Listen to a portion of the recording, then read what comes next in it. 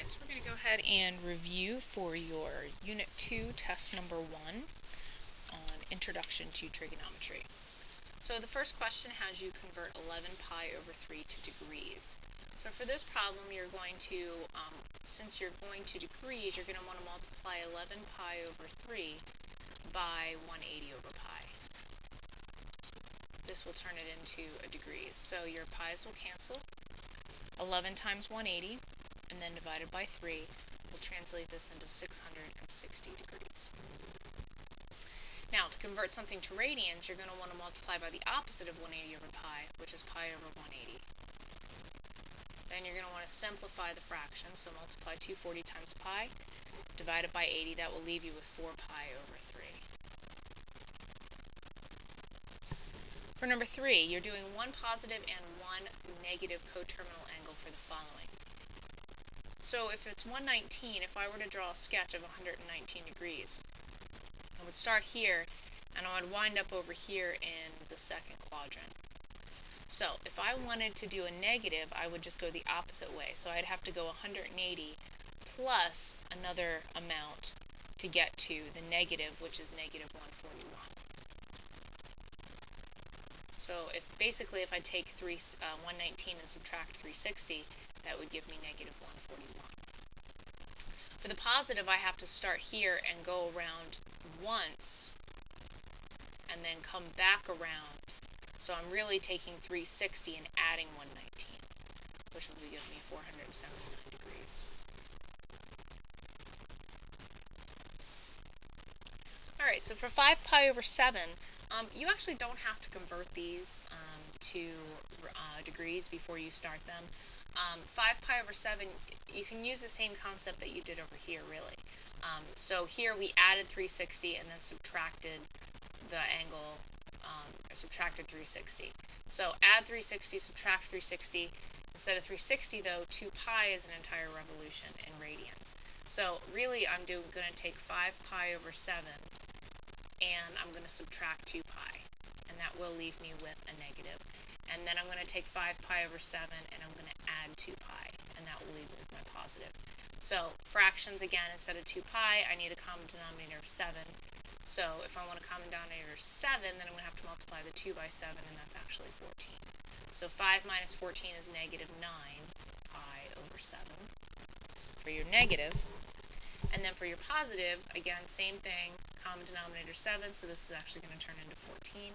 5 plus 14 is 19 pi over 7. And that's going to save you a lot of work with doing all of the conversions. For number 4, you have 29 degrees, so of course your first one is going to be 29 degrees. In your next quadrant, you are going to take 180. So remember, this is your reference angle right here, and you're going to subtract 29. So that's going to be 151 degrees.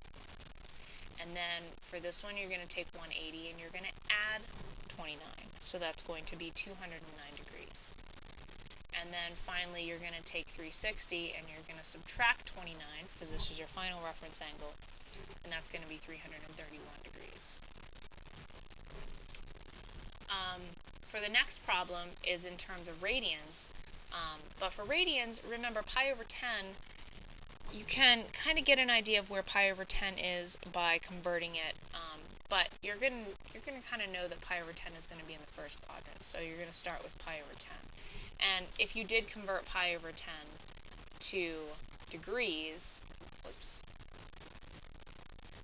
you would see that you get 18. 18. 10 goes into 18. So it's actually 18 degrees. Now, if you wanted to take all that work and then subtract it, or you could just take pi over 10 and use the same concept. This is pi, so therefore I'm going to take pi over 10 and I'm going to take pi minus pi over 10. And then common denominator, so that's really 10 pi over 10. And 10 pi minus pi is 9 pi over 10. So you know your next one is going to be 9 pi over 10. For this one, you're going to take pi and you're going to add pi over 10. So now it's going to be 10 pi over 10 plus pi over 10. and that's going to give you 11 pi over 10. And then finally for the last one, in the fourth quadrant, you're going to take 2 pi, and you're going to subtract your original angle, pi over 10. So instead of, it's going to actually be 20 pi minus pi, so that's going to be 19 pi over 10. Okay. For number 5, you're going to evaluate the 6 trigonometric functions for negative 3, negative 11. Negative 3, negative 11 is in the third quadrant. So therefore, this triangle, I'm going to go ahead and blow it up a little bit here, is going to be in the third quadrant and look like this. So you have to think about sine and cosine are negative, but tangent is going to be positive. Okay? And then, of course, the reciprocal functions of sine and cosine are going to be negative, and the reciprocal of tangent, which is cotangent, is going to be positive. So right now I can just set my signs up. Sine, cosine, tangent, cosecant, secant, cotangent. Okay, so then this side of the triangle is 3 because you went negative 3 and down 11. So now that you have the 3 and the 11, this is your reference angle right here, taken straight from this triangle there. And to find the sine, I'm going to do opposite over hypotenuse, but notice you don't have the hypotenuse yet because you have to use Pythagorean theorem to solve for the hypotenuse. So when you do that, your hypotenuse is going to be equal to the square root of 130. So that is going to be your hypotenuse. So sine is going to be opposite over hypotenuse, so 11 over root 130. Then you have to rationalize the denominator, so that will leave you with negative 11 root 130 over 130. Cosine is adjacent over hypotenuse, and then rationalize the denominator will be 3 root 130 over 130. Tangent is opposite over adjacent, so 11 thirds. And now you really just have to take the reciprocal of all these. So if I take the reciprocal here, that's 130 over 11. For this one, it will be 130 over 3. And finally, 3 over 11.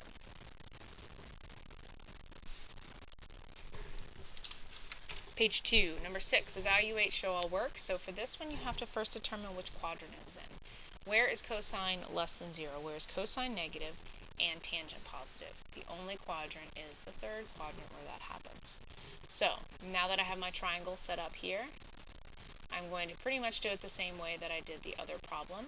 If tangent is opposite over adjacent, then I'm going to use Pythagorean theorem to find the fourth side, the hypotenuse, which is 74, root 74. And now they want me to find cosecant and secant.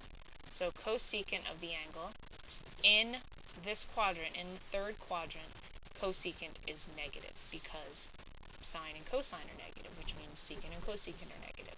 So it's going to be negative. Cosecant is the opposite of sine, so it's hypotenuse over opposite. So root 74 over 7. And then for secant, it's going to be the hypotenuse over adjacent. I'm going to do the same thing for this problem. Where is sine positive and tangent negative? That's going to be in the second quadrant. So again, I'm going to set my triangle up. And here's my angle. Tan is opposite over adjacent. Use Pythagorean theorem to find the missing side, which is going to be root 82. And now in the second quadrant, sine and cosine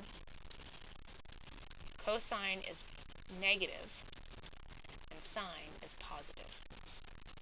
So cosine of the angle is opposite, or cosine is adjacent over 9 over root 82. Rationalizing the denominator will give me negative 9 root 82 over 82. And then for sine, it's going to be opposite over root 82. Rationalizing the denominator will give you root 82 over 82.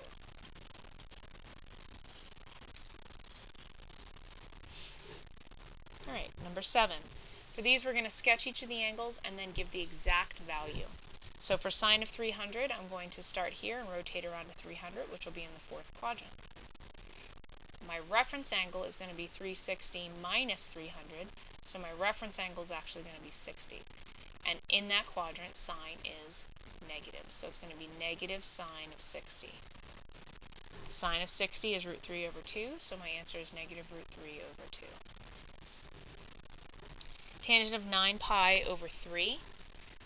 9 pi over 3, you're going to have to, you could convert into degrees to kind of see what you're dealing with, and rotate that way. If I converted 9 pi over 3 into degrees,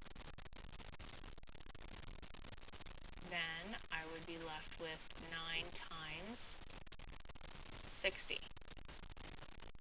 So 9 times 60 is 54, 540. So I'm looking at 540 degrees, which starts here. I go around 360.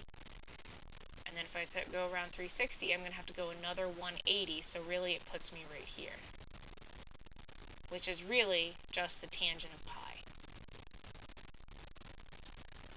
So the tangent of pi is going to be sine over cosine.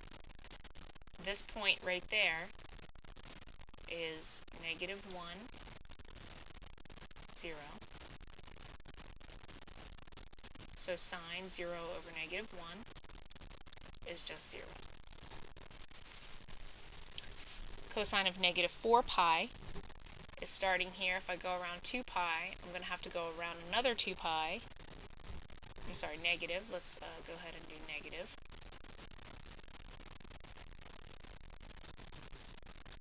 Let's erase that. So we're going to start here. We're going to go around 2 pi and then come back around, and you're going to wind up right where you started. So really, I'm looking at the cosine of 0. So the cosine of 0 at that point is going to be 1. Cotangent of negative 270 is going to be here and go around to 270, which is here. Negative 270. So that puts me on this position. Oh, sorry, I wrote positive. Let's go negative. So we're going to start here and go negative, and it's going to put me right here. So really, I'm looking at the cotangent of 90. And at this point, that's 0, 1. So therefore, cotangent is cosine over sine, so that's 0 over 1, which is just 0. 5 pi over 4. So again, you could convert this 2 degrees just to kind of see which position you're looking at on the coordinate plane. So if I do negative 5 pi over 4 times 180 over pi, that gives you 45 times 5. So 45 times 5 is going to be 225. So you're really going negative 225. So if I start here and go negative, that's 180, which puts 225 up here. So this is the position it puts me at. Negative 225, if this is 180, and then I'm going to look for what angle this is. So really I'm going to subtract 180, this is going to be a 45 degree reference angle. So I'm looking at the tangent of 45. Now in that quadrant, tangent is negative, so I'm actually going to take the negative tangent, which gives me negative 1. Cosecant of negative 135, I'm going to rotate to about here. That's going to be at negative 135, which means I need to find my reference angle.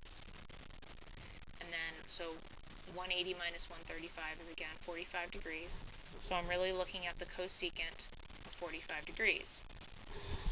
In the third quadrant, cosecant is negative. So really whatever I get for cosecant of 45, I'm going to make negative. The cosecant of 45 is root 2, so my answer is negative root 2.